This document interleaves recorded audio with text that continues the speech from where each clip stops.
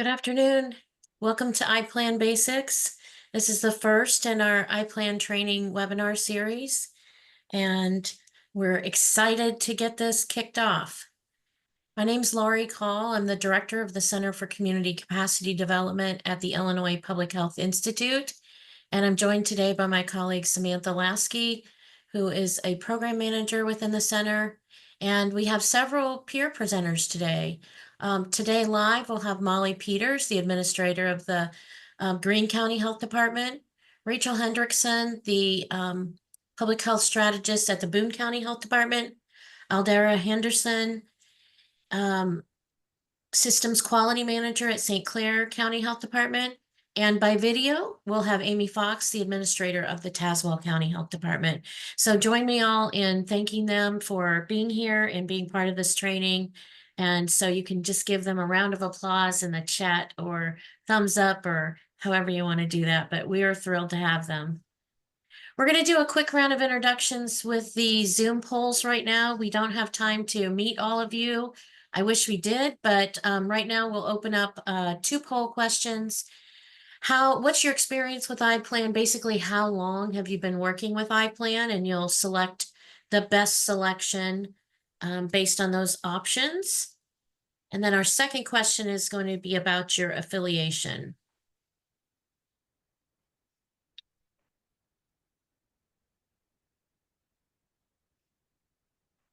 And Samantha, I'm not seeing the Zoom polls. Oh, there we go. You can just go ahead and click your best responses there.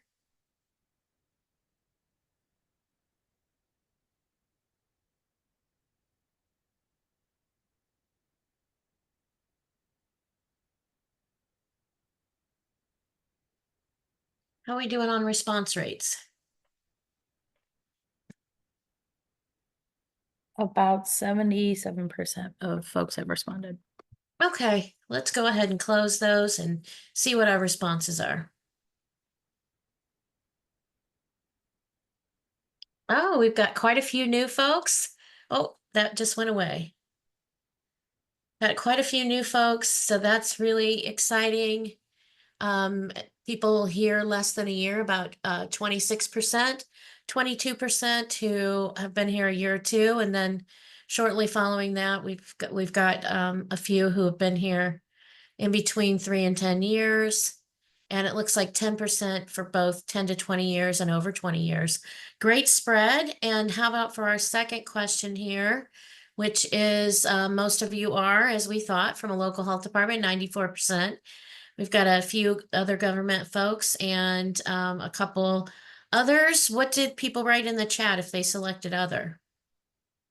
Anybody write in the chat for other? We have somebody from the Illinois Critical Access Hospital Network. Oh, great. Great. Welcome. Thank you all. Wonderful to have some of our partners with us. So welcome everyone. We're going to do a quick grounding and history and context for IPLAN. And one of the folks I didn't introduce is Joanne Bardwell. She'll be here from IDPH as the IPLAN administrator. Then we're going to go dive right into the section 600 requirements of the Illinois Administrative Code for local health departments. And we'll look at the community health assessment and the community health improvement plan.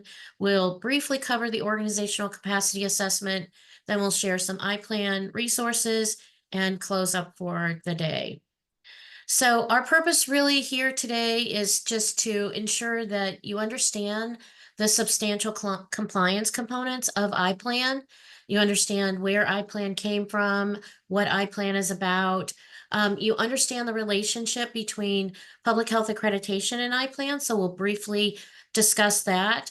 We hope that through going through all of the sections that we'll go through and talk about how you approach and how you do some of these things, that you'll be able to think about the amount of time and the resources it will take to do some of these activities and prevent some common mistakes that folks sometimes make in putting together their IPLAN and submitting that.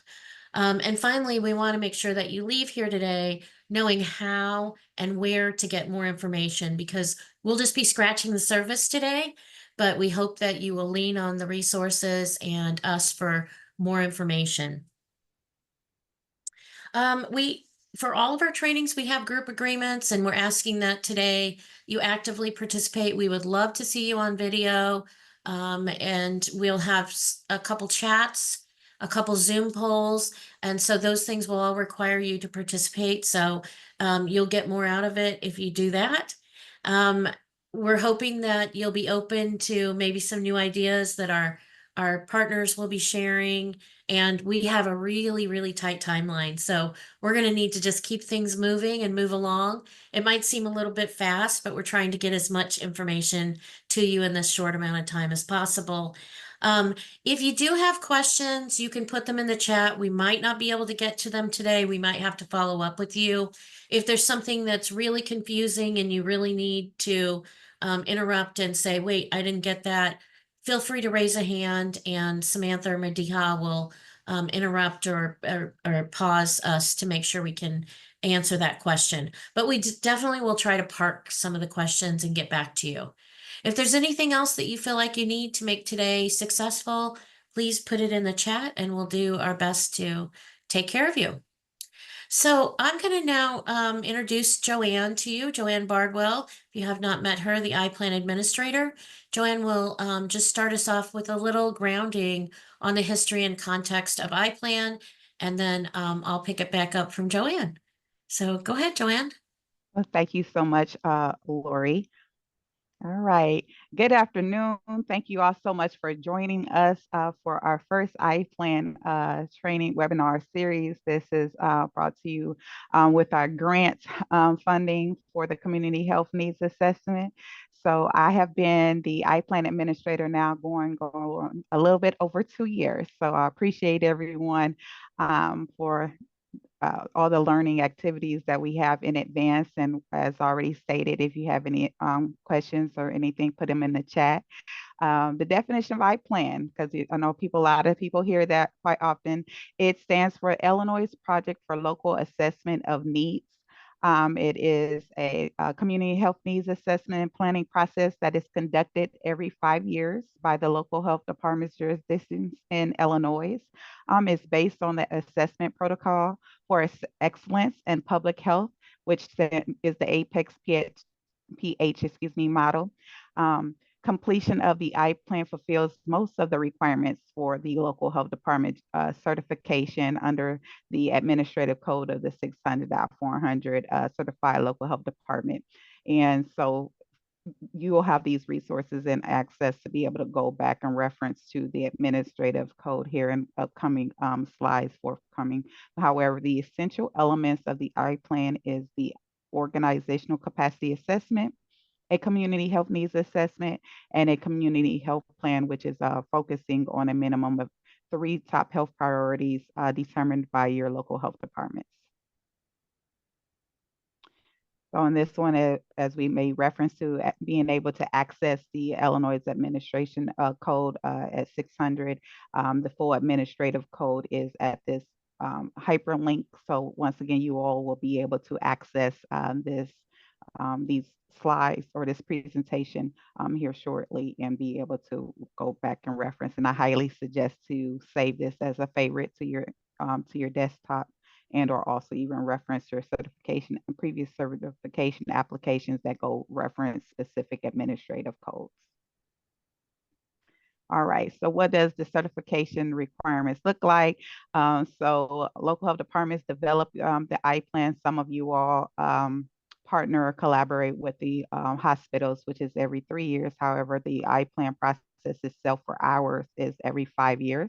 Then you submit the local health department submits their IPLAN to our IPLAN corresponding mailbox, a dph.iplan@illinois.gov, at least 60 days before your current expiration date. A lot of people tend to not realize what that is. So if you're not familiar with that, go back to your current certification or certificate that reference your expiration dates. The month and the days never change, just the years. And so with that, you'll the local health department will supply the certification application. Some of you are not ready to submit it at the 5-year mark, and that's okay because we have extension requests as an option for you all. You and see here at the note, just send on the letterhead a formal notice, the date, the reason for your request, and make sure it's signed off by the administrator and send that to the IPLAN or corresponding mailbox.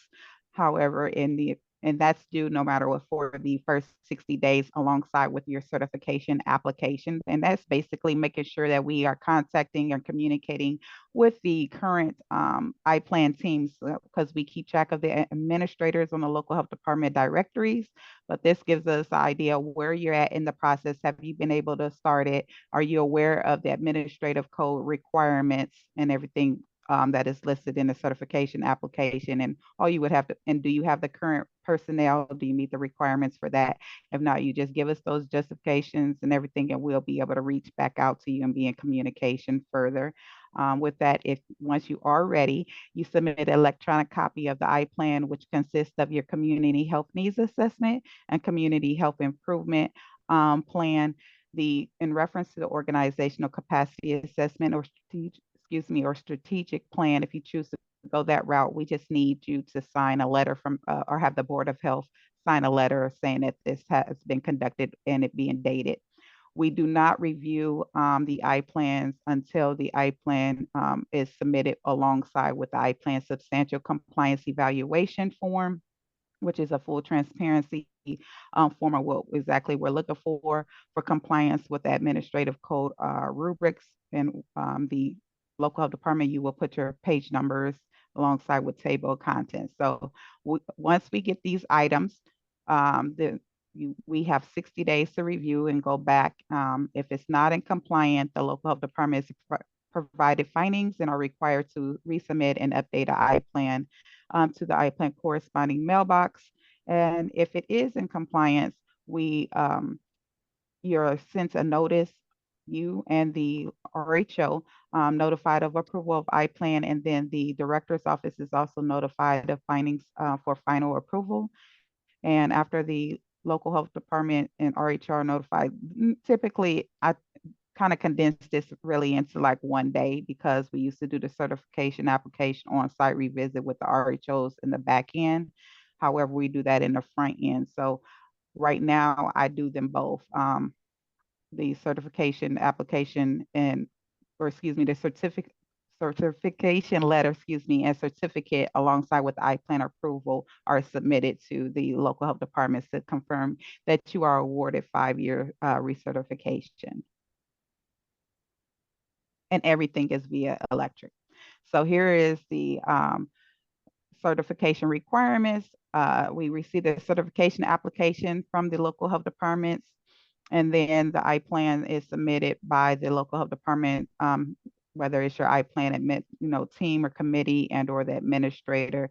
The IPLAN must include a table of contents with page numbers, the Board of Health approval letter of the IPLAN signed by your Board of Health president or representative, which includes, like I stated before, it's saying that they've reviewed your organizational self-assessment plan and that they approved your IPLAN. No need to submit the organizational self-assessment plan. Keep on file for the regional health officers to review, because at any given time we can conduct a request that you submit those documents. And this is, like I said, just an overview of what I've already basically shared with you all. And so if you have any questions, please reach out to me or send to the IPLAN corresponding mailbox of the dph.iplan@illinois.gov. Another thing to note, though, is if there's any applicable name changes or changes that need to occur to the local health department directory, please send a formal notice on your local health department letterhead, signed, dated, and addressed to the IPLAN administrator at the dph.iplan@illinois.gov. Thanks so much, Joanne. All right, thank you. Just want to talk a little bit about the evolution of IPLAN. So as Joanne mentioned, the IPLAN process was developed in Illinois based on the Apex PH model, which was developed all the way back in 1991 which I'm sure there are some of you even who maybe weren't even born yet in 91 who are on this call. So it's a really old model, but it does have the basic foundational components of a community health assessment and a community health improvement plan. The challenge is that that model no longer has archived documents online or accessible documents online. So we really have what we have in Illinois, in the IPLAN process, and the tools that we'll be sharing here today. So IPLAN started in 1992 in Illinois. Illinois was really a very progressive state at that time in requiring all of their local health departments to do a community health assessment and community health improvement plan every 5 years. And after that process was going for several years, NACCHO, who had developed, NACCHO is the National Association of City and County Health Officials, of which many of your organizations are members. Um, after they had developed Apex PH, the field really wanted a more robust model, and they developed MAP, Mobilizing Action Through Planning and Partnerships. And that MAP model was just updated in 2023 for a new iteration. But because of that, the certification code had to open up and make an opportunity for local health departments to be able to use the IPLAN process or to use an equivalent planning process such as MAP. So that was in addition to the requirements for IPLAN. Not long after that, the Public Health Accreditation Board, or FAB, was formed and developed, and they had a requirement also for community health assessment and a community health improvement plan. And so many health departments were pursuing accreditation.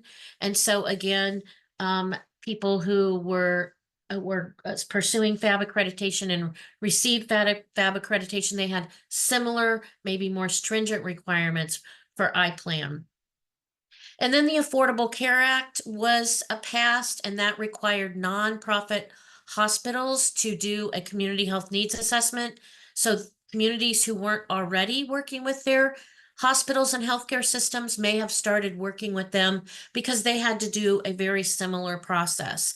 So that has brought us to the point today where many health departments do collaborate with their healthcare systems and hospitals to do their community health needs assessment. They may be using the MAP model, they may be using the IPLAN model, they may be following the FAB accreditation standards and measures, and I'll share those with you today. But all of those are in alignment with the minimum expectations for IPLAN. Oops. So this is just a bit about the equivalent planning process, and I won't spend time on this. I'll just leave it in here for your reference. And now I'd like to introduce and turn it over to Samantha Lasky. Samantha's going to introduce our next section. Thank you, Lori. Hello, everyone. So for this webinar, we'll only focus on the Section 600 requirements for IPLAN, which was developed based off of Apex PH. Next slide. So the goals of Apex PH are to assess and improve the organizational capacity of the health department and work with the local community to assess and improve the health status of the citizens. Next slide. We'll review the first two components of the IPLAN out of the three in detail today, the community health assessment and the community health improvement plan. And we'll briefly describe the requirements for the organizational capacity assessment. But first, we'd like you to share some information from your peers on why the IPLAN is important to them beyond the certification requirement. So next slide. And we have a video here to share with you from local health department staff. Go ahead and just hit the button. There we go. For Peoria County, we are a very diverse community, and we recognize that our populations have various health needs, as well as different access to those social determinants of health. And so for us to do this assessment is a way for us as the chief health officers and the strategists of our communities to really be able to take the time and the effort to focus on identifying, surveying, getting feedback from our community of what their health priorities and needs are so that we can better address them. It is what we invest in for the community for over 5 years or for a period of time, and drive down our community needs and reshare why we are doing active work at the health department. And then we make improvements based on grant funding that we focus in on the IPLAN. So for our county and really kind of our region, we utilize the IPLAN data not just as a report or a compliance piece to turn in, but it's how we determine where we're going to provide programming. It tells us where our priority populations are. It really drives the additional work that we can do as far as where we're going to look for grants and how we're going to describe problems in our community. Recently, a success of that was we were available to kind of meet, honestly, a funding stream we never thought we would. It's an energy transition grant that was coming from the closing down of coal-fired energy plants, and we were able to get dollars for mental health needs in our community because we had that IPLAN data. We had a strong case for it. We're able to describe our gaps and show that the area that they wanted us to impact was the area that we needed to work in. So we're starting to see additional dollars come into our department because of the work of the The IPLAN. process helps us understand what is going on with the health of the community. We're incorporating everybody. We're incorporating employees of the health department. We're incorporating our community partners and our community itself, and focusing on what is everyone's perspective, what are they identifying as top priorities, and it's providing a collaborative opportunity for everybody to work together to identify that. So everyone is an equal partner in all of this, in explaining it. And it serves as the foundation of everything that our health department is involved with planning grants, with working within work groups and organizations. It serves as the foundation. The IPLAN is important for the Boone County Health Department because it's our North Star for community health improvement planning. We really use it to do a community-based strategic planning process, right? And we've been really focusing on that community-driven aspect by incorporating the public's feedback at every step of the way, because that's the point of IPLAN, right? Is to serve the community in the way that they need and want to be served in public health. So I believe that's important for every local health department to use, not just to check the boxes, but actually do the assessments, get meaningful data, get feedback from our populations of interest based on the findings to make sure that we captured their stories correctly and then actually get to work on. It allows for uplifting of the voices of our community so that they can truly be heard. We engage our residents by coming together. They look at data, and it helps them to prioritize through a consensus process the needs of our own community here in which they live. Really, by uplifting the partner voice, a true vision is created that is unique to our own county, and it ensures that we are improving health for all people in all of our communities.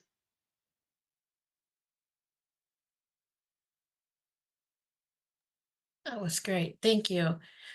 We appreciate everyone who contributed, and I hope you enjoyed hearing from your peers. We're going to jump into the community health assessment components now and just define that. So the community health assessment is a systematic approach to collecting, analyzing, and using data to educate and mobilize communities. You heard that a lot in the last piece.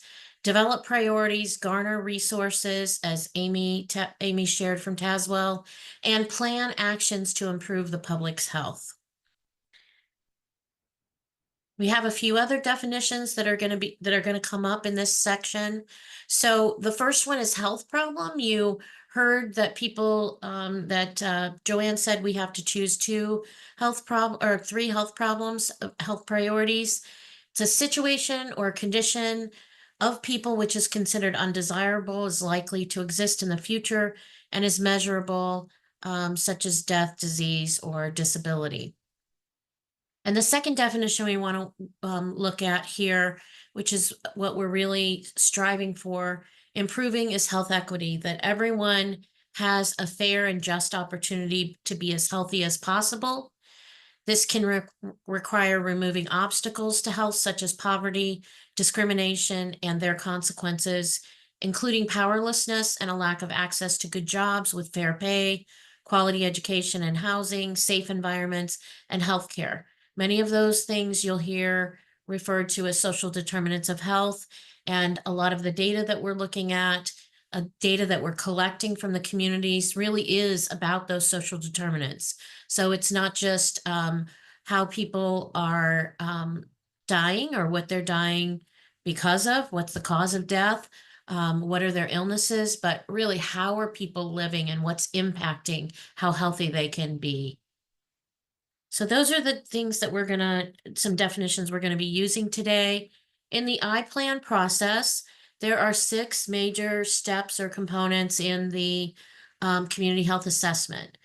First, the convening of the Community Health Committee, which is a requirement, analysis of health problems and health data, the prioritization of health problems that emerge from that data, looking at a detailed analysis of community health priorities, inventorying health resources, and developing a community plan, which is the next step.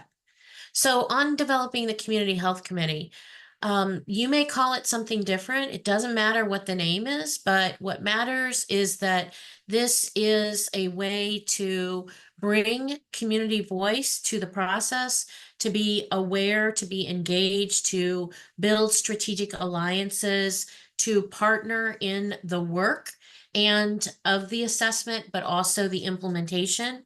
And it's really an initial opportunity and demonstration of the local health department's willingness to partner and engage and collaborate with community. So this has been a requirement since the beginning, and you will note in other assessment processes that this is also a requirement or something strongly encouraged. So as you're thinking about your community health committee, you want to think about the scope of that group, how large it will be, really defining what their roles and responsibilities are. If you need subcommittees and how those subcommittees will operate, because that can be really helpful in making a more efficient collaborative. And the representation. So we really want this to be a multi-sector community health committee.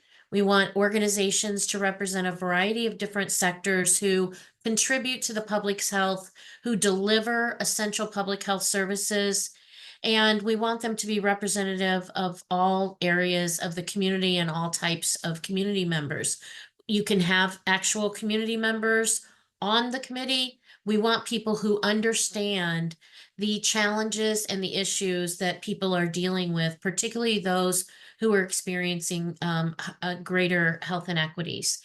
When you have folks with a variety of different expertise in some of the areas, priority areas, that's really helpful. When you have people who represent diverse sectors of the community and population, like you see here, this is just a snippet of potential types of organizations.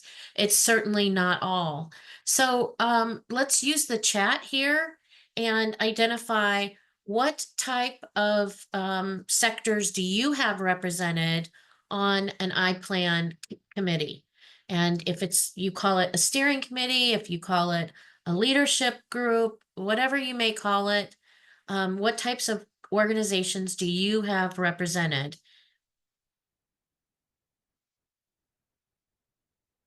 We'll be can read sending the the slides chat. out with the link to the recording after the training. We have steering committee and working groups, EMA, hospitals. Okay. What about some maybe non-traditional partners? Who's maybe one of your most unique sectors represented beyond healthcare?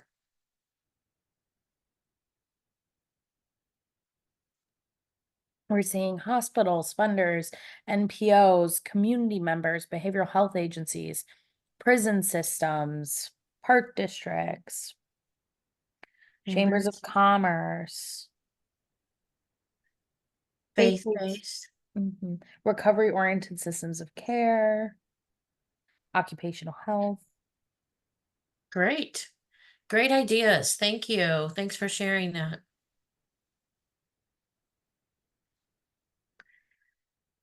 So there is a requirement that you have community participation in the community health assessment, and they should be involved in as many places, as many areas as possible. They can be involved in identifying the community health problems. They can be involved in helping you understand the secondary data. So we'll talk about data in just a minute, but as you're pulling data and you're comparing that data, they can help explain experiences in the community, challenges, obstacles that really help explain why there are differences in that data. They can be involved in priority setting and really helping you to complete that overall community health needs assessment, and also involved in developing the community health plan. So just a couple tips as you're putting together your IPLAN. You will start off with a statement of purpose. Why are you doing this community health assessment? What's the purpose of it? And a description of how the community participated throughout the community health assessment. You'll be including that, as well as a list of the community groups who were involved in your IPLAN. Not just the list of the Community Health Committee, but if there are other community groups who have been involved in different places throughout the process, you'll want to make sure you describe that as well. So those are a couple tips on pulling together your IPLAN, and I think we're going to be hearing from some folks later in how they have engaged people in their IPLAN process for their CHIP. Okay, let's talk a little bit about data collection now. So we have identified our purpose. We have thought about how we're going to engage folks. We have a community health committee. Now we have to get down to action and really start pulling together all the data that's going to help us understand the community. We want to be able to have demographic data, social determinants data, all that data that's going to describe the community area. And we have both primary data, which is data that you collect or someone else collects firsthand. It might be through surveys, it might be through focus groups or listening sessions, interviews, direct observations. There's many different ways you can collect that. Or secondary data is data that is collected by another entity or for another purpose and analyzed in that way. So it's not the data that you're collecting for this specifically. Indicators are the secondary data that have been analyzed, and we use those to compare rates or trends across the priority community health outcomes and determinants. So that's the data that we traditionally think of when we think about a community health assessment. We're thinking about what's the data telling us about rates of disease or rates of illness or those types of things, morbidity and mortality. All of that type of data will be part of the secondary data. We want to make sure that we are analyzing all of that community data, and the IPLAN requirements say that we have 7 categories of data that are listed here on the screen. And we need to make sure that we have data in all 7 of these categories.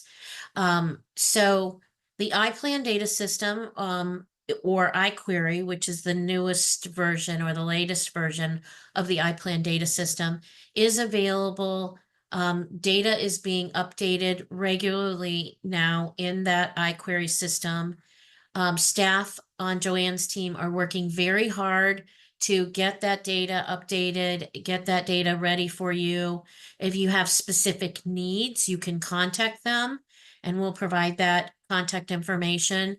If you have challenges with that, we're having a webinar coming up during one of our TA sessions that's specific to iQuery and some of the new data sets that have been uploaded. But at a minimum, you should be looking at the iQuery Illinois IPLAN data system to pull data in these categories, and where that data is maybe not as current, or there is more current and more locally accessible data for your jurisdiction, you can add that. You can add any additional data. It's just at a minimum, you should be looking at iQuery first, according to IDPH, and you should be collecting data in these 7 categories. When you're collecting data in these categories, you're going to be looking at a variety of things. First, when you're planning, you're really defining what is this community area, and you're describing that community area. So any of the demographic data that will help to describe that community area, you want to include in your IPLAN. You're also identifying priority populations, and those priority populations may come from your previous IPLAN. They may come from a look at your current data, but some of those populations that often experience greater inequities from different race ethnicities in your population, maybe from unhoused individuals, people experiencing mental health issues, LGBTQ community. So there's a variety of different subpopulations or communities that may be experiencing more inequities, and you'll want to identify and describe those priority populations when you're describing your community as well. You want to determine what secondary data do you need. You need at a minimum those 7 data categories, and you want to be able to use the smallest geographic locations possible that still protect the data.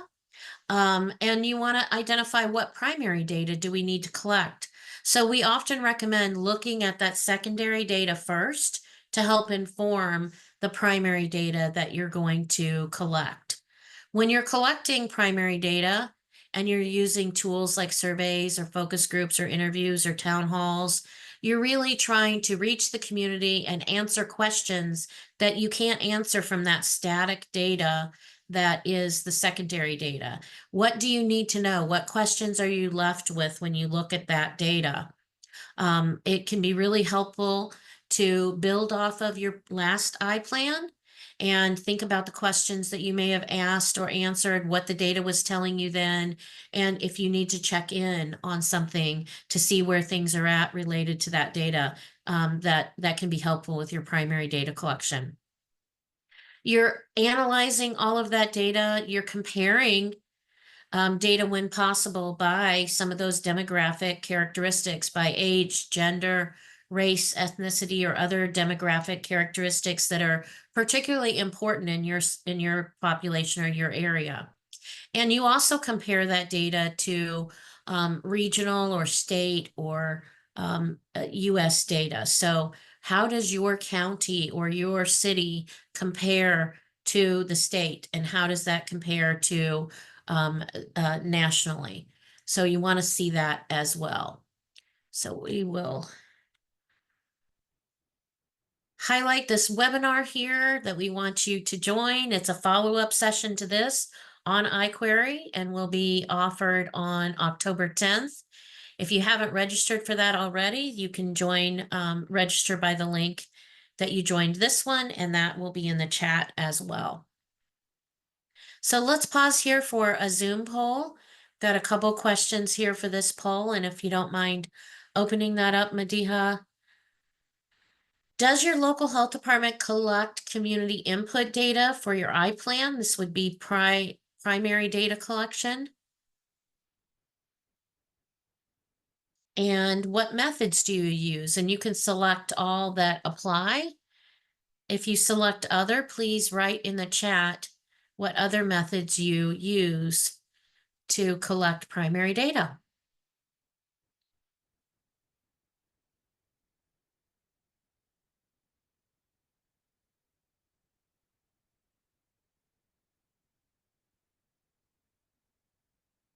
The poll just disappeared. Did we close it? Great. The results, so 98% of you do and a couple unsure. It's fine. A lot of people doing surveys, 98%, 58% on focus groups, 23% town halls. We've got a few folks using photo voice, which is capturing photos to tell stories. And a few people wrote other. What did we get in the chat? So we have a couple people who used ethnographic interviewing, and Great. another who used key informant interviews. Awesome. All right. Appreciate that. Thanks for your participation there. These are some common data sources, and we're not going to go into detail on this list at all, but these are things to supplement the data that you pull from iQuery and download from iQuery to use. But this is just some of the data that we're familiar with that we've been using. There may be other data sources that you're using. So I would love it if you write in the chat if you have a particular data source that you really like that's not on this list, or even one that's on this list that you really like, add that in the chat.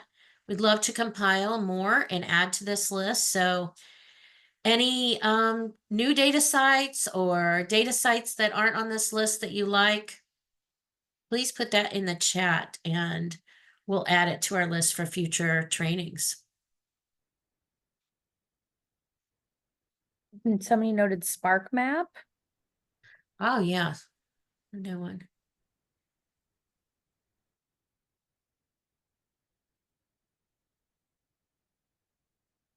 Anything else in the chat? Yep. Cook County Health Atlas. Another person said we have a local housing authority data set. Another person said odmap.org. Great. I think that's all the responses. Okay. Thank you. So we're going to hear now from Aldera on how they analyze community health data. Hello, can everyone hear me? Yeah. Okay, so this is our process, and as you can see, I'm Aldara Henderson, and I'm from St. Clair County. We're across the river from St. Louis, so we're here across the river in the Metro East. Our process, we just recently completed our own community health needs assessment. So as we know, the hospital systems are on a 3-year plan. We're on a 5-year plan, and we decided that we were going to collaborate and create and work together to create an annual or biannual community health needs assessment and work on it together. So we have our 2 hospital systems and our other health department, our health district that's here in our county, and we're all working together on this. Next slide, please. So we initially start with our secondary data analysis. So for example, we had a 50-page PowerPoint presentation of just every demographic, every bit of information that we could find within our county. We also were lucky that we had some data sources that the hospital systems had access to that we didn't, that we were able to incorporate into our data dive. And for example, we look at trends over time, and this is Alice that we were using, is one of the data points that we used in our data dive. Next slide, please. So after our data dive, we came we found 14 of our top priorities that seemed to rise from the top through all our analysis. And so these were the 14 priorities that came together. Next slide, please. And then what we did with our healthcare commission, which is our commission, our committee, but it's any organization here in St. Clair County that touches health. So it could be mental, behavioral, anything. We have our prison systems involved with it also. And so we presented at our healthcare commission our priorities that we had come together with our data dive. And in this, we asked each of the agencies that were involved in our community in our healthcare commission to rank out of the 14 their top 5. And then within that top 5 to force rank those 5 priorities with the defined criteria. So we looked at triple impact, magnitude, seriousness, feasibility, ranking from lowest to highest. Next slide, please. So for example, this was our health department came up with, and what we ranked, what were our priorities. And this was resulting from taking these priorities and having our staff rank them, and then having management, division directors, and leadership coming together and taking into account our what our employees had identified through their clients. And these were our priorities. So each of the organizations involved with our healthcare commission did the same exact thing. Next slide, please. So then we took everybody's rankings and we came here with the rankings of the 14 that we identified. And we took the top 6. Next slide, please. And these were the 6 that we identified through our healthcare commission, so our partner agencies, through and within those agencies, with our employees, we had even the medical school with their medical residents also reply to this. So these were the 6 that we identified as our top priorities. We took these 6 and we had in our community survey, we had over 440 participants, and part of the survey was for them to force rank these top 6 into their top priorities from 1 to 6. Next slide. So our healthcare commission and our partner agencies identified these 3 priorities as our top priorities in St. Clair County, and then the residents identified these 3 priorities as the top priorities in St. Clair County. Next slide, please. And then what we did was we brought our results back to our healthcare commission and our partner agencies, and we had them taking into account our community and our own results, what we chose from our agencies, and had us once again prioritize and force rank the top 6 priorities. So as you can see, mental health, chronic disease, and behavioral health were the top 3 priorities here in the county. And so doing all of this, everyone has worked together, and now we have this. And as we track trends, because our IPLAN isn't due until 2026, so we made no changes to this, but we did present this to our Board of Health to identify in 2023, these were the top priorities. So through all of that, and it was extensive data analysis using iQuery, using county health rankings and CDC Wonder, and multiple other sources, and then doing our community survey and taking that into account, looking at specific zip codes of answers in our community health survey, and using that to help guide us. So that's it. Thank you so much. That was really helpful. So when we look at this screen here, the description of health problems most meaningful to the community, you can hear that Aldera referenced some of these things as they were looking at the data. What are the trends showing? What changes have occurred over time? How do we compare to state or other level data? What are the differences between population groups? When you're comparing that primary and secondary data, and she's talking about the community survey that they did, what is that telling you about what's meaningful, what's important to the community? So they were considering that when they were looking at other data. How does the primary data compare to the secondary data? How does the data help understand what is contributing to the health problem? And then the next piece is, how do the emerging health problems and needs compare to the state health improvement plan or the SHIP? And we'll hear from Amy Fox at Tazewell County for how they do that.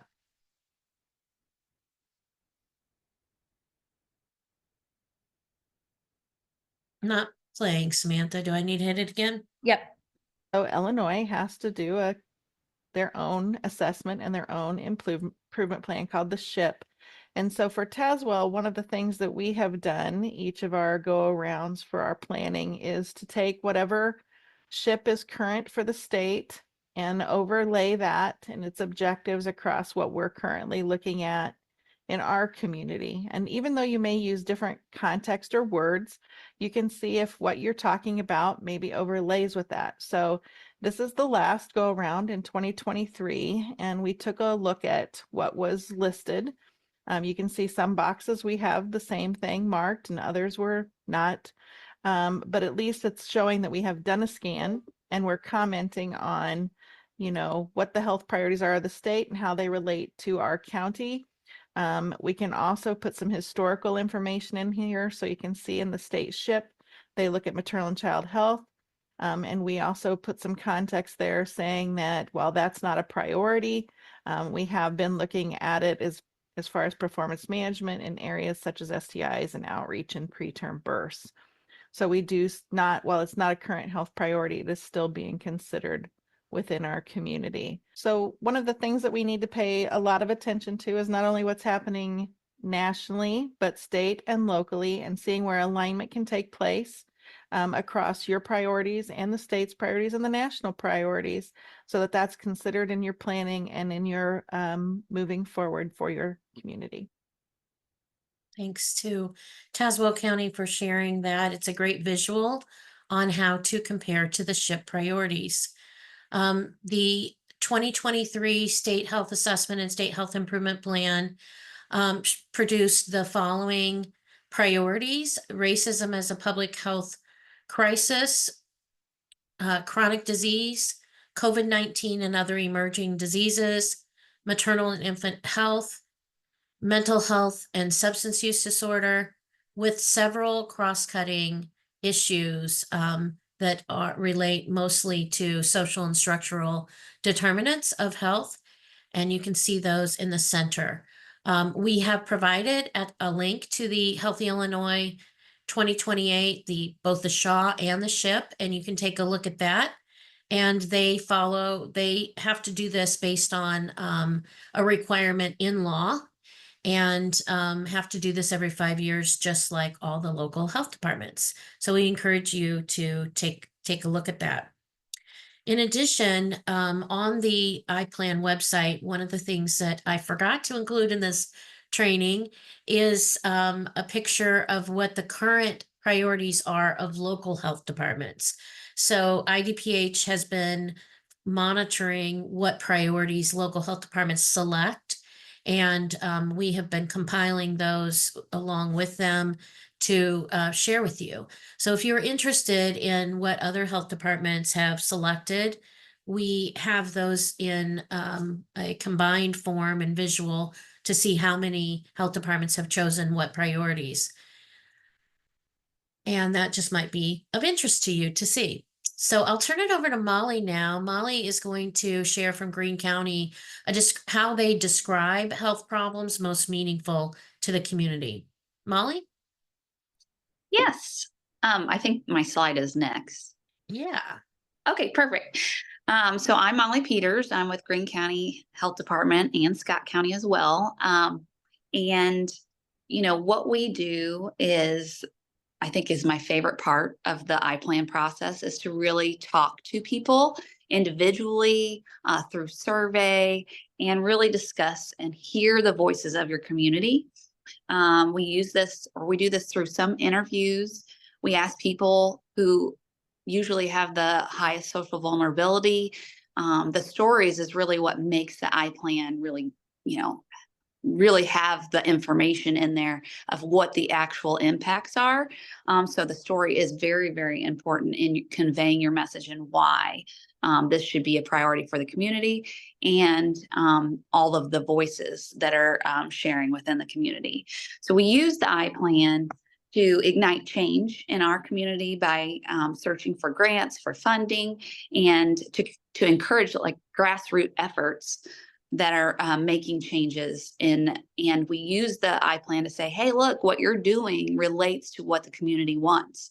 It is what the community needs, and it goes back to the data that we receive. So, the epidemiologists also usually love the data components, and I'm a former health educator, so I really love the interview process and the discussion and the focus group processes that come along. So how do you get the voices of what is most meaningful? We ask questions and we listen to the community itself. When I first started as the administrator, I visited each school district and the superintendents there, the hospital directors, the doctors, community partners. We are a small rural community, so this is, actually 3 superintendents in our community, but it helps get a picture of what each community is struggling with and what their needs are and what they want the future to look like and the opportunities that might be available for the health department or for healthcare in general that are not existent. So speaking with individuals is highly, highly important. So we generally conduct a survey. This might be in between the interview process. It might be for a duration of time, but we conduct a survey that kind of has a list of data points that we have received through just general data collection. And we actually did this during COVID when we had a 15-minute, wait period. So we'd hand people documents, paper documents. We'd have the QR code, and individuals would write down a list or specific data points that they wanted us to focus on for our IPLAN. Then following that, we really gathered people with boots on the ground for focus groups, and this included people in the healthcare setting, faith-based organizations, early childhood, business owners, city council members, behavioral health, hospitals in general, parents, and consumers. Also, involving our Board of Health in those focus groups is important too. They share and gain a picture of the day-to-day of what that people are impacted by, and in addition to that is focusing in on people with the highest needs and social vulnerability and hearing their voices. And as you do that, you get the picture of what is the most meaningful topic because you hear it said over and over again. And I think that's just most impactful to me, is to hear those voices and hear that it's a similar message of needs and concerns within the community. Thank you so much, Molly. That was great. We appreciate your sharing. All right. The prioritization process, we heard how St. Clair County did that, and that's great sharing that example. I just want to highlight that this is a resource from NACCHO on various prioritization processes and criteria that may be used. So you can click this link and check out these resources. And one of them was the Hanlon method that is often commonly used. It is written up in the IPLAN workbook, which we'll also make sure you have a link to. The IPLAN workbook has not been updated in quite a while, but it still has valuable resources in it. And I encourage you to take a look at that on the iQuery resources site. So we won't spend time going over that Hanlon method just because we're a few minutes behind right here. I do want to mention a couple other definitions though, as we're going into this next part, and we really need to be able to describe the health problems that we have identified. A risk factor is a scientifically established factor or a determinant that relates directly to the level of a health problem. So a health problem might have a number of risk factors. Direct contributing factors, again, scientifically established factor that directly affects the level of a risk factor. And an indirect contributing factor is something community specific, a community specific factor that directly affects the level of the direct contributing factor. So these can vary community to community, and we'll show you what those look like in just a moment. This is one of the things that you'll be doing for each of those health problems that you end up selecting. If you select the minimum of 3 or you select more than 3, you're conducting a detailed analysis of those health problems.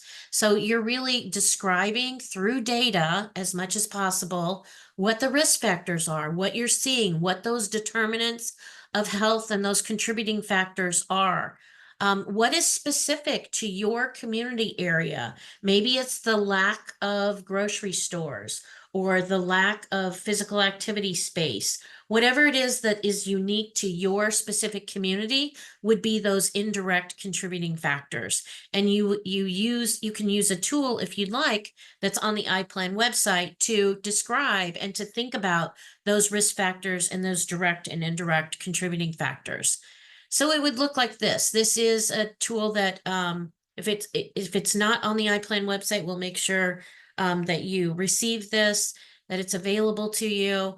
And this helps you kind of think through what are those most common, most prevalent risk factors related to the health priority that you've selected. And then for that risk factor, what are those direct contributing factors? And for each direct contributing factor, what are the indirect contributing factors? And remember that last column, the indirect, are really community specific. So here's an example of one that is completed and filled out, and you can look at this at your leisure. I'll just keep moving along since we have a bit to get through yet and are running close on time. The other thing that you do is inventory community resources, because we don't want to just be deficit based. We do want to be asset based as well. We want to leverage those community resources. We want to inventory what are the things that are helping people to be healthy, that are available to leverage and build on, that really are resources. So maybe you do have farmers markets, you do have healthy food available.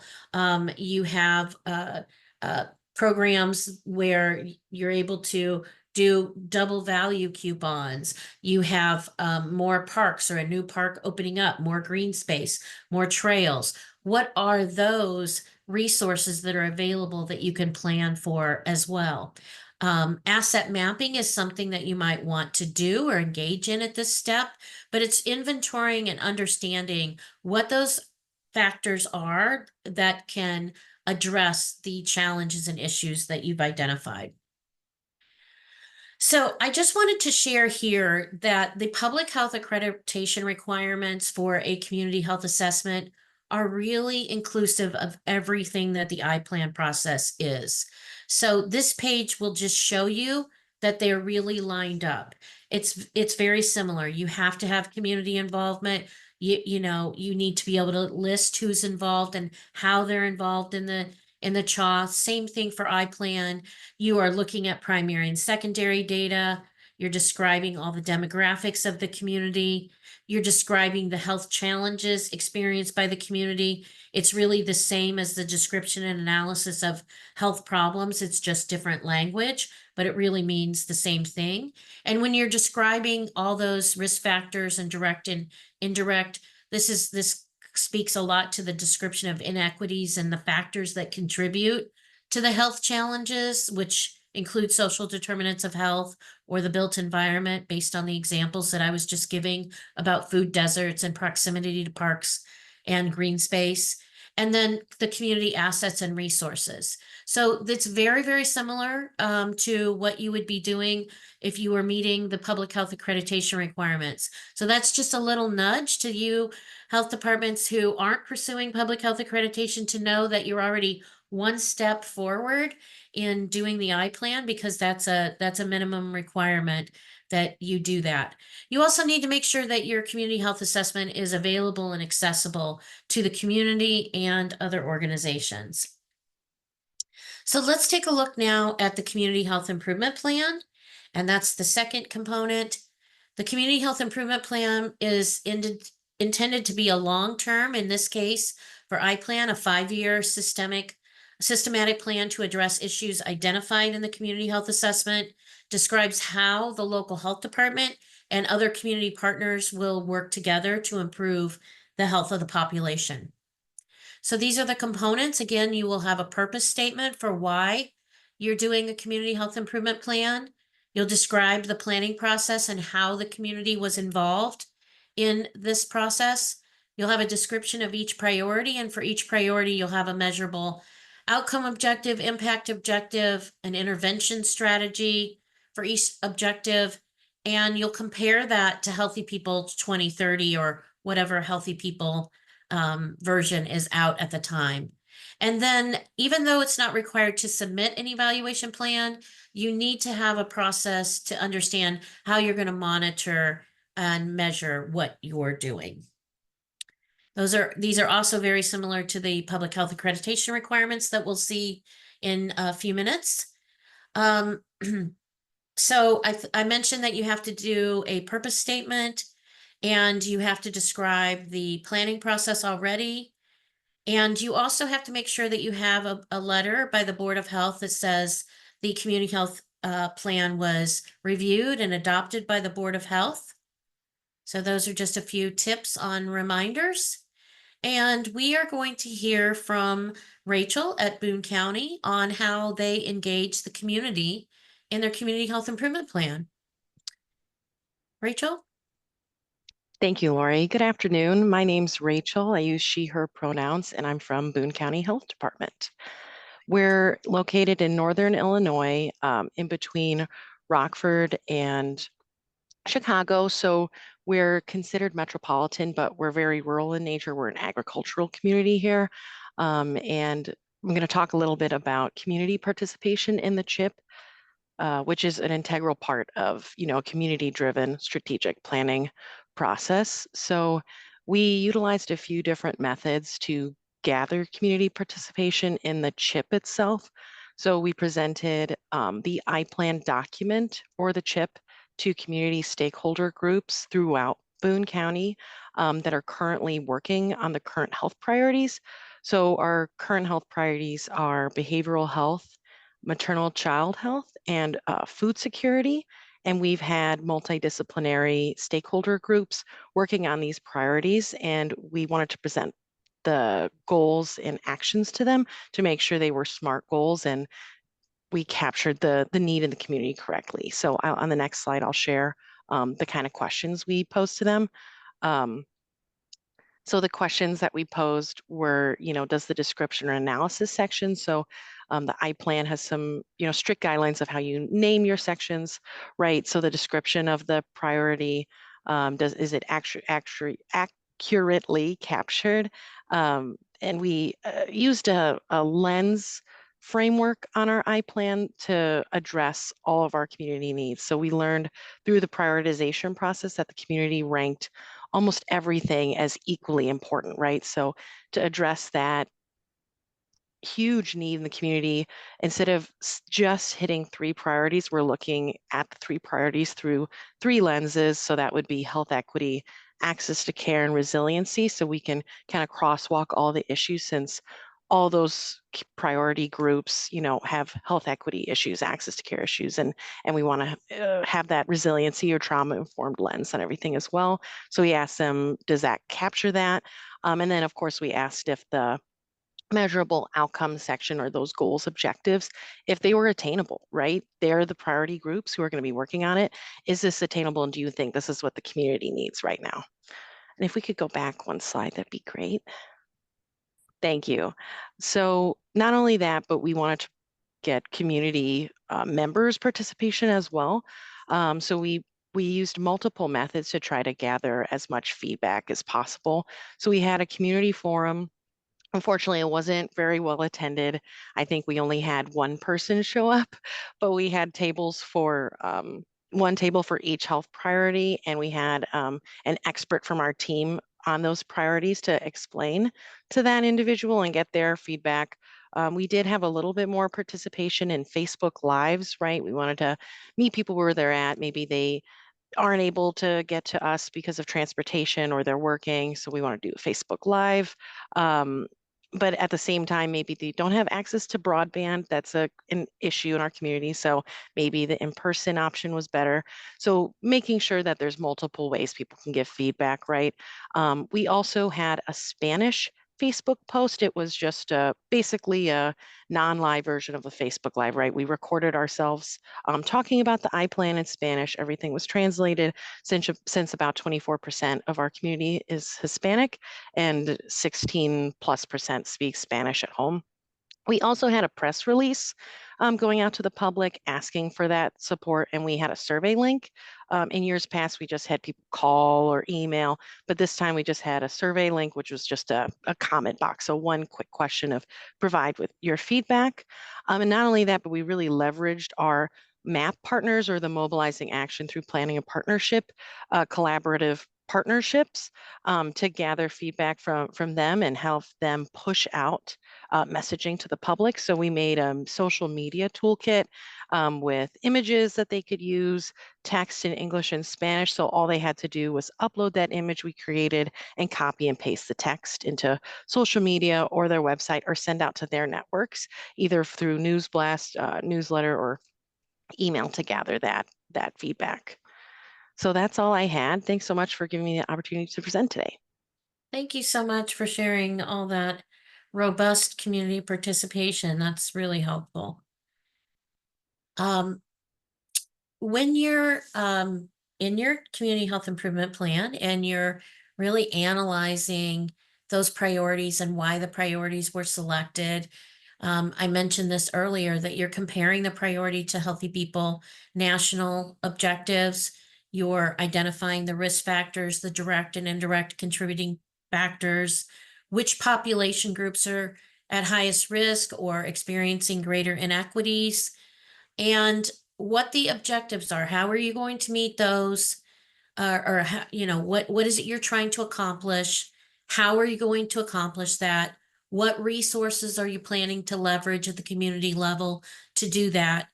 How are you going to monitor it? And how are you going to make the public aware? These are the types of things that you're describing for each priority.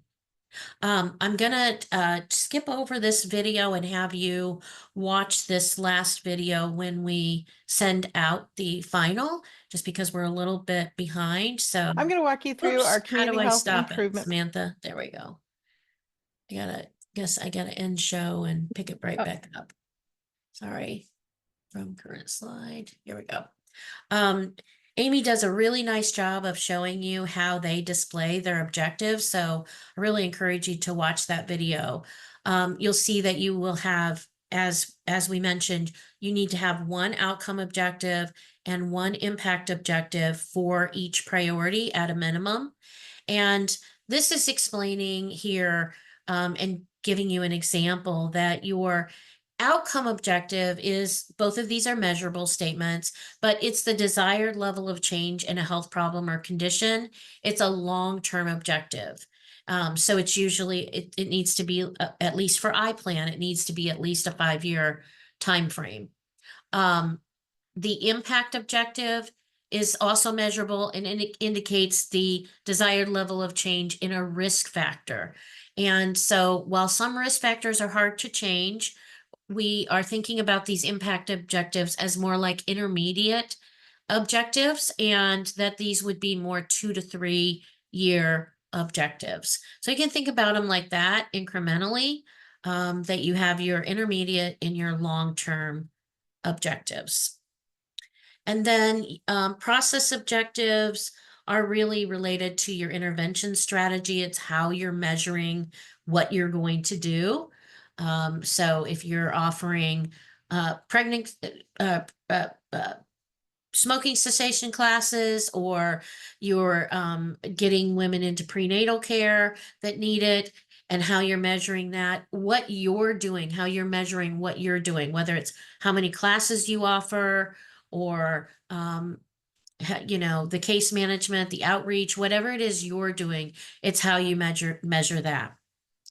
And you can find a lot of great sources to identify your objectives or your outcomes, and we will continue to share sources. If you have a source that you particularly like, where you have identified good interventions, I've heard people say County Health Rankings, Healthy People 2030 has some ideas for strategies. If you have some other places that you like to find good strategies that are resources for good strategies, please include that in the chat and we will share that with everyone. This is just some more guidance on SMART objectives. What I think most of you know about SMART objectives: specific, measurable, achievable, relevant, and time-bound. But SMART-E objectives are also inclusive and equitable. And so it's just ways that you can look at the objectives and make sure that for inclusivity, that they're bringing those traditionally marginalized people and communities into the process activities and decision-making, policy-making in an equitable way, in a meaningful way, sorry. And equitable is seeking to address systemic injustice, inequity, or oppression. And so where you can think about making sure your objectives are addressing inclusivity and equity, that is going to make them even stronger. So that's just one tip there. These pages are just a sample of the community health plan worksheet. That this is not required that you submit this for iPlan, but these components are required in the community health improvement plan, that you have all of these components and you're describing these for each priority. So you'll see this as a sample form and then a sample of this filled out. And this is again from the iPlan Basics workbook, and I will leave that here. I'm just going to mention this slide here, the FAB requirements for a community health improvement plan. Again, they're very similar. The only major difference here is that FAB requires just 2 or more priorities, whereas iPlan requires a minimum of 3 priorities. But really everything else is very similar in terms of the requirements. There also, according to the Public Health Accreditation Board, is a requirement that some of your intervention strategies are policies. We know that policy recommendations and policies are longer lasting than some of the other types of intervention strategies, and that's why the Public Health Accreditation Board has that requirement. So that's one thing that's a little more stringent and different, but basically it's the same information that you have to submit. So if you do an iPlan and you're a health department that is accredited, all you need to do is use that substantial compliance checklist and show the page number where all these pieces are. So we're going to share that when we get to the resource page. If you do your iPlan in collaboration with the hospitals, and the hospitals have contracted out the data analysis part, there's nothing wrong with that. It's just the way that this is written up and the way that it's put together. You need to be able to show the page numbers and where the required components are in your substantial compliance checklist. And you need to be showing what your health department's going to be doing to implement those priorities for that iPlan. The third component is the organizational capacity assessment. As Joanne mentioned, you do not have to submit this. You do not submit this to IDPH. You keep it on file in your health department. The regional health officers, when they come for a site visit, they can ask to see it. And there is an old self-assessment tool that was part of Apex PH. It's not, to my knowledge, even available online anymore. But you're really assessing the strengths, weaknesses, opportunities, and threats. You're looking at how you provide the essential public health services.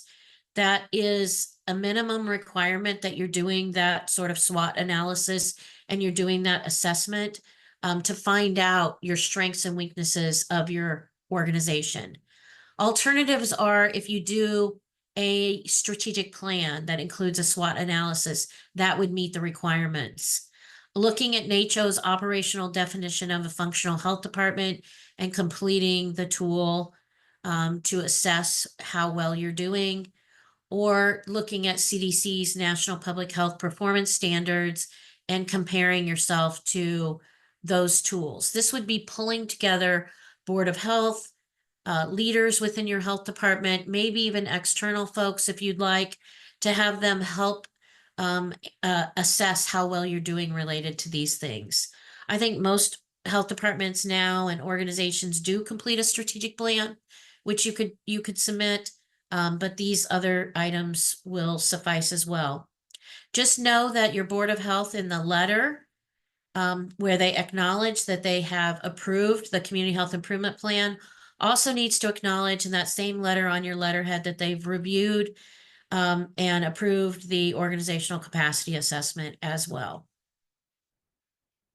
These are the steps in the assessment, and I'll just skip over those right now for the sake of time. And I'm going to move us into iPlan resources and some of the many resources that we have mentioned today, Samantha will tell you how to access those.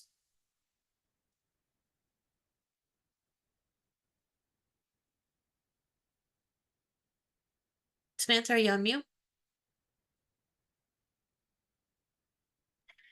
Hi, so sorry. Computer wasn't working. Thank you. And so with the substantial compliance evaluation, it's used to evaluate structuring our IPLAN around the evaluation will ensure all necessary components are present. The local health departments are required to fill in the jurisdiction and certification period, priorities, and all page numbers. If you go to the next slide. Thank you.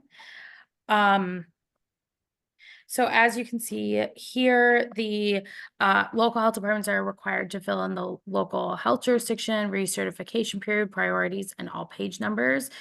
It includes rubrics on the last 2 pages that outline exactly what IDPH is looking for when assessing compliance, and they can be really helpful to reference before submitting the IPLAN. So as you on this slide, this is focused on the CHNA.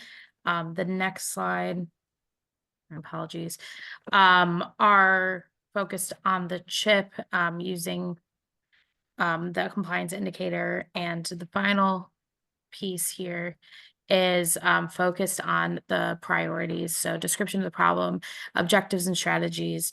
And I think is there another one? I'm sorry. No, but you'll do this 3 times, a minimum of 3 times for each Yeah, priority, this for page. each priority. That's correct. Right. And then the next slide. I just want to mention here that if, you know, if you need to make any comments on something, there is a comments section at the end of each page.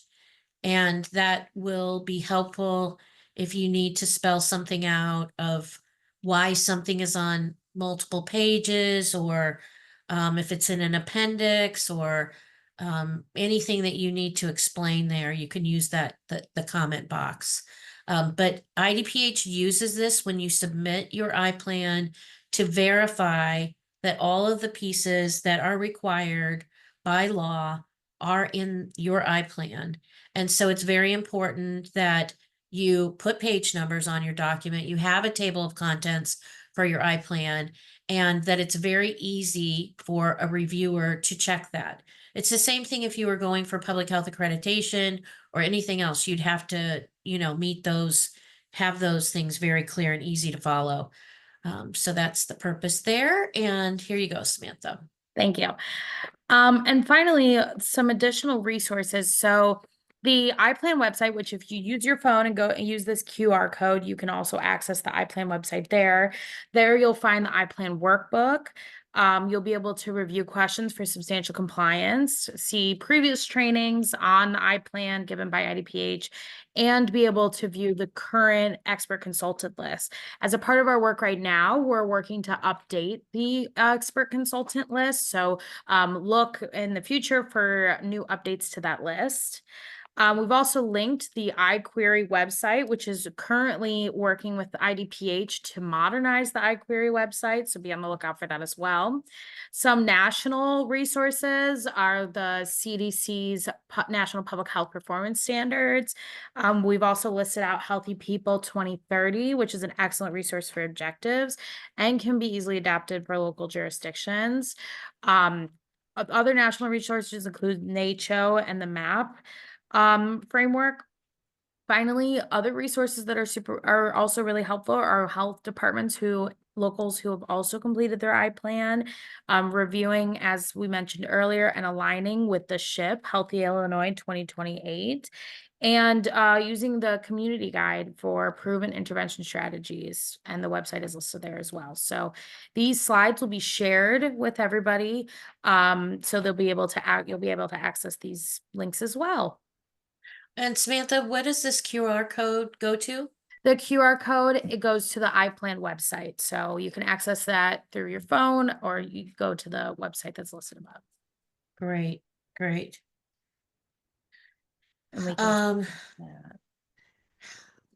we'll hear from some health departments and how they use their IPLAN. So at Boone County, we've really tried hard to crosswalk our community health improvement plan, or IPLAN, with all of our workforce plans, including our workforce development plan, our strategic plan, our quality improvement plan, to name a few. So what we've done is integrated our community health improvement priorities into our strategic plan.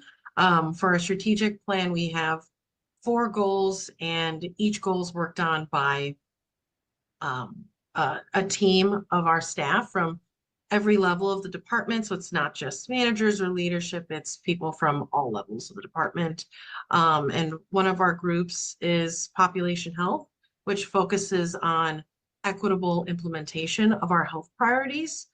So that's how that's crosswalked. So we're constantly pulling up our community health plan, work plan, all of our objectives and activities, and crosswalking it to our strategic plan, right? Like, have we met our goal for the maternal child health priority, for example? And we're going to crosswalk that with our strategic objectives and goals as well. So we use the results of the IPLAN and we create a strategic plan. So each of the work groups that align with our priorities have a strategic plan in place. And so annually we meet with each of the work groups and we identify, what the priorities are within their work groups, what projects they're, completing, what barriers are there to reach those goals. Additionally, we're partnering with all our community organizations, so with the hospital systems, with the different health departments here in our county, and we're moving forward. We're trying to implement what we've identified and come up with projects to actually help the health of the community, not just complete a form, complete what's necessary, but to move forward and to accomplish things and work together in a collaborative effort.